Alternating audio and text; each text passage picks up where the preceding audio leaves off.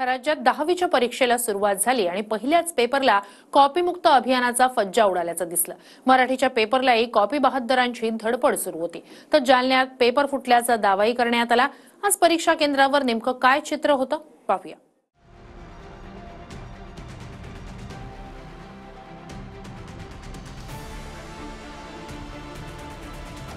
राज्यात 10वीच्या परीक्षेला आजपासून सुरुवात झाली आणि पहिल्याच दिवशी कॉपीचा सुळसुळाट पाहायला मिळाला।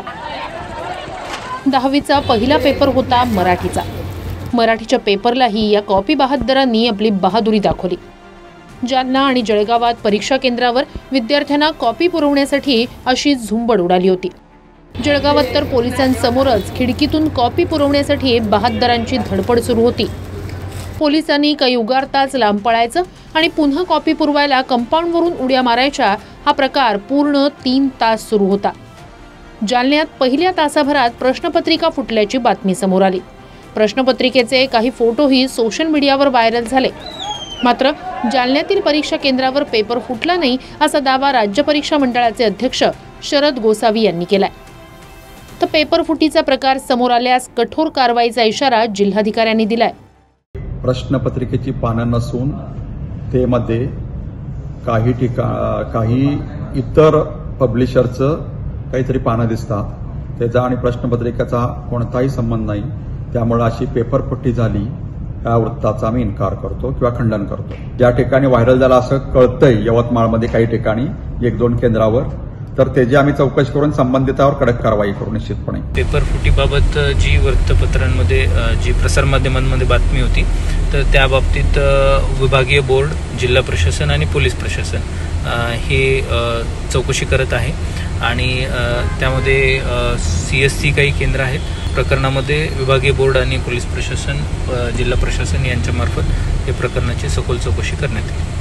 परीक्षा संपल्यानंतर आमचे प्रतिनिधी रामनाथ ढाकणे यांनी एका विद्यार्थ्याकडील मूळ प्रश्नपत्रिका आणि व्हायरल झालेली प्रश्नपत्रिका पाहिली, तेव्हा अनेक प्रश्न समान असल्याचं दिसलं आणि व्हायरल प्रश्नपत्रिकेवर पेनानं उत्तरही लिहिण्यात आली होती। या विद्यार्थ्यांकडे मूळ प्रश्नपत्रिका आहे आणि माझ्याकडे झेरॉक्स कॉपी आहे।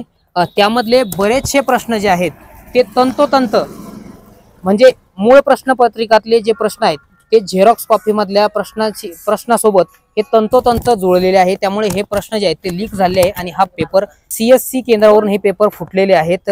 झेरॉक्स त्या ठिकाणाहून काढण्यात येत होते। जो काही परीक्षेचा पेपर आहे आणि बाहेर आलेला जे काही सांगितले गेले तो पेपर, याच्यामध्ये मोठ्या प्रमाणात तफावत आहे।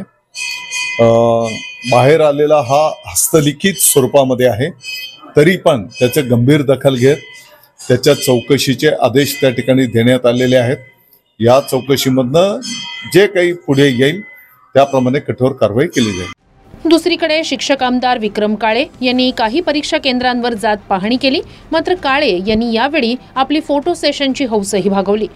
परीक्षा केंद्रावर मोबाईलवर बंदी आहे, अशावेळी आमदार महोदयांचं फोटो सेशनही वादात सापडलं।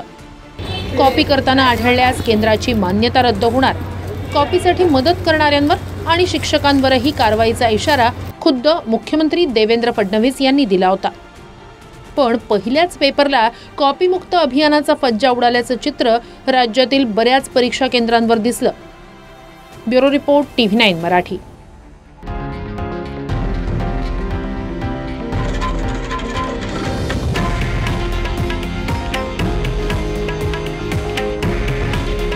हे आहे देशातील नंबर 1 न्यूज नेटवर्क आणि आपण पाहत आहात TV9 मराठी।